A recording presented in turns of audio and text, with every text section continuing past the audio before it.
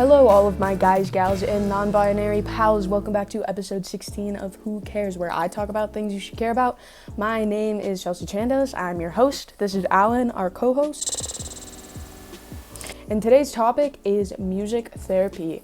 I've always kind of been sort of a musical person. I learned piano and guitar when I was young, picked up the drums. I was sadly a choir kid. Wasn't a good era for me. But when the notion of music therapy came up, I was really interested just because I've always believed that music is sort of like a form of meditation. I don't know, it just like calms me weirdly. Like playing guitar is just like a very calming part of my day. I don't know. So our main focus today is what music therapy is and how it mitigates symptoms of dementia and how effectively it mitigates those symptoms. So when I first started researching, I typed in music therapy into the Google search bar, and a ton of stuff about dementia came up, which is super cool because dementia is kind of a medical entity. We don't really know what causes it, and we don't really know how to treat it or how to cure it. So it's really cool to hear that music therapy might be a possible treatment plan for dementia. I also didn't really know what dementia was. I thought I did, but I'm going to give you an official definition from the American Medical Association. Dementia is an umbrella term for several progressive diseases that affect memory, language, problem solving, and the individual's thinking ability, which interfere with their daily living activities. So dementia isn't its own disease. It's an umbrella term for a bunch of diseases such as Alzheimer's, and they have to affect all of the things I just listed, and they also have to be a progressive disease. A progressive disease is a disease that gets worse the longer you have it. So like every single day, your symptoms get a little worse and worse, which is a really big problem for dementia patients because most of their symptoms affect social interaction and communication, which makes it super hard to function in our society, and most of them have to be hospitalized. Also, dementia is a way more prevalent issue than I had previously assumed. 29.4 million people have dementia. That's like insane. I know sometimes it's hard to kind of like conceptualize numbers in our head. Like we hear numbers, we're just like, okay, cool. So I'm going to give you a state population. The population of Texas is 29 million people. That's just like wild. Like 29.4 million people have dementia. Like think about how many people live in Texas. I don't know. It's just like a lot more people than I presumed. Also, another problem that dementia patients face is that the medicines that they're prescribing to these dementia patients are like practically toxic. I googled one of the most common prescriptions. It had a really medical name like Tabaloxa, whatever.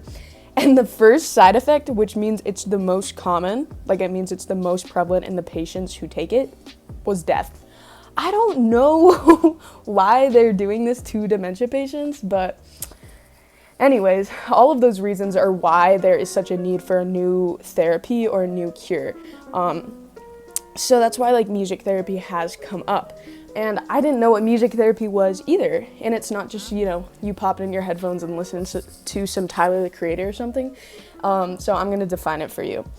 Music therapy is a clinical and evidence-based use of music interventions to accomplish individualized goals within a therapeutic relationship by a credentialed professional who has completed an approved music therapy program.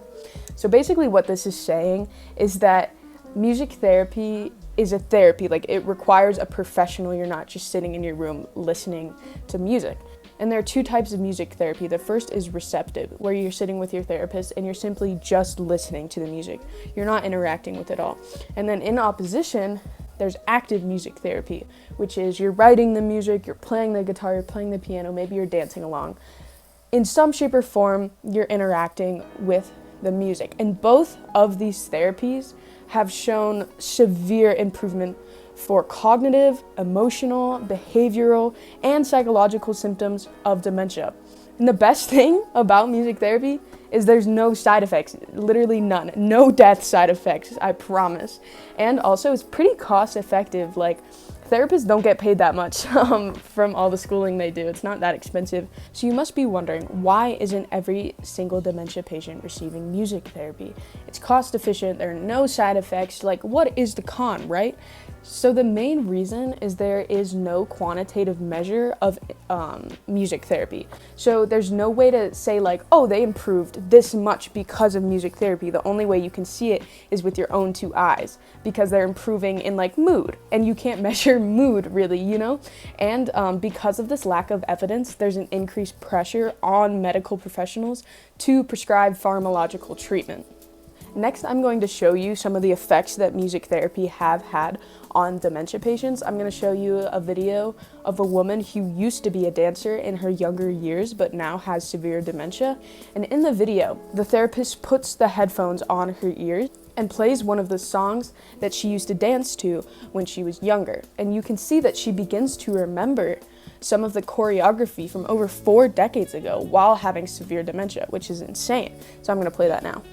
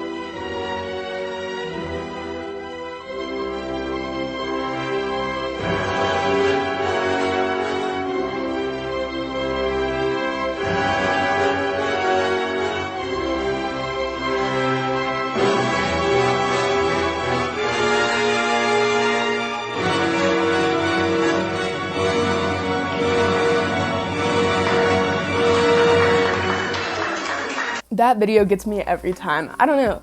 It's just like weird. Like the brain is such a weird entity that like no one really understands. Like there's so many things about the human brain that we literally can't comprehend as humans. So I don't know. It's just freaky to me. I hope you enjoyed this episode and I cannot wait to see you next time. Alan, say your goodbyes.